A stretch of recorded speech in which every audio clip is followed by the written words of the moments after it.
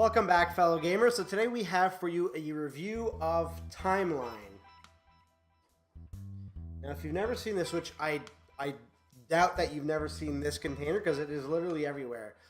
It's at Walmart, Toys R Us, game stores, coffee shops. I've seen it pretty much everywhere, including like people's garage sales.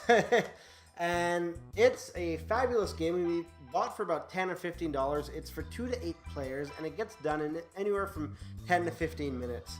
So it's a great light game, something to play where you're just waiting for extra people, or if you want to, have a quick game before leaving, going somewhere. Now you might be wondering if this is the first time that you've seen it and you haven't had the experience of playing. It's such a straightforward game. The way the game starts is you're dealt a hand of cards, and I believe it's we play with 10 cards dealt, and then on each card you have the event on one side and the picture that accompanies it, so the fall of Constantinople, and then on the flip side you have the date in which it happens, so 1453. Now what's going to happen is that when you're dealt your cards, you do not look at this side because it kind of defeats the point of the game. What you do is you place your cards face up on the table so that the date is facing down. There's going to be a card that's flipped up from the deck and put in the middle of the table. So for argument's sake, we'll say it's the fall of Constantinople at 1453. So you put it down on the table, and out of your cards, going clockwise from player to player, you decide if one of your cards is before or after, if it takes place before or after that event that's on the table. So in this case here, my deck, or my hand rather, includes Lord of the Rings published first volume. Includes the Dolomans, jeez. And the appearance of the Cro-Magnon man.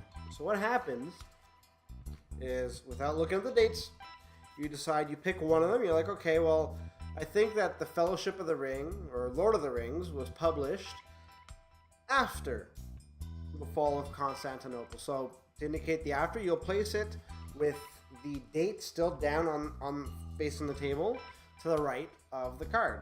You then flip up the date and you see that, well, it was published in 1954. So yes, it did happen after the fall of Constantinople. Great. It moves on. But let's say you thought, that the dolmens appeared after, or they're constructed after the fall of Constantinople, and you put it down on the right side, and aw damn, you got it wrong. It's at 3500 BC.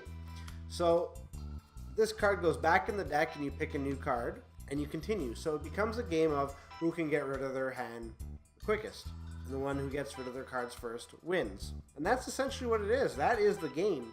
Now, one pitfall I should mention is that the game can get stale quickly if you've played it ad nauseum from playing just one expansion. So what happens is you get to know the dates fairly well. Like, okay, well, yeah, the fall of Constantinople is 1453. You know that. So when you get the card, it's very easy to pinpoint on where it goes. Two methods of curbing this is that you usually take a break from the game, maybe a few weeks, and your dates kind of muddle, and it actually works against you, the fact that you were so sure of a date that you might get, the 4 and the 5 wrong. You might think it's 1543.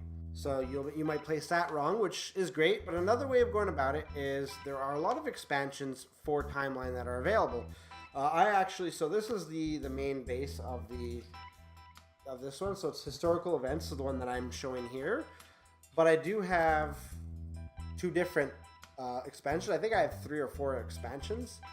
I don't know where the tin cans are because I store all of them in one, but you can tell by the actual colors that appear on the bottom of what expansion it's from, which is great for sorting. If you are bringing your historical events deck to a friend's house who might have inventions and discoveries, and that, I think they're the blue ones, or the yellow, I don't know. They're one of them. You can easily separate them after, so there's no worry on leaving some of your cards at a friend's place or having the sets mixed up that they can't be indistinguishable anymore. And at an investment of another $15 per tin can, which gets you a brand new deck, is great. It adds replayability, it adds some extra experiences, it adds more complications, because a lot of them are pretty hard. One of them has blue jeans in it, like the mention of blue jeans, and I'm like, oh damn, like when the hell were blue jeans invented? After a few times you might get it, yeah, it's at 200 BC. Well, what about, you know, the theory of probability? You might have somebody who's a historical whiz that you think, oh, well, I don't really want to play against him because he'll just torture me. Throw out some of these. Like, he might not know, or she might not know the theory of probability, and it does create some good moments, some lighthearted moments, especially when sometimes people aren't paying attention. They put things in different spots, like the disappearance of the dinosaurs happened before the moon was formed. Like, I've had people do that, and it provides us a good chuckle.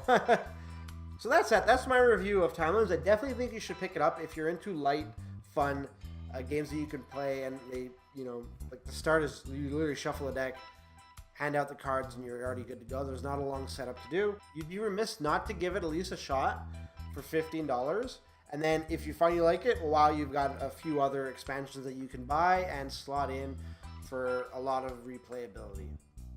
So there you go. Have you played Timelines? Do you like this concept? Is there anything that's holding you back from playing a game like this? I would love to know. Thanks for watching. Now don't forget to like and subscribe. It really helps the channel out. If you'd like to see more, click on one of the 2 videos that are there, or click on show more in the description below to see when and what we upload, as well as when we stream. And if you need an update on what exactly we're going to be streaming that week, don't be shy to hit us up in the comments or reach out to us on Twitter. We'll be more than happy to chat. Until next time, good gaming.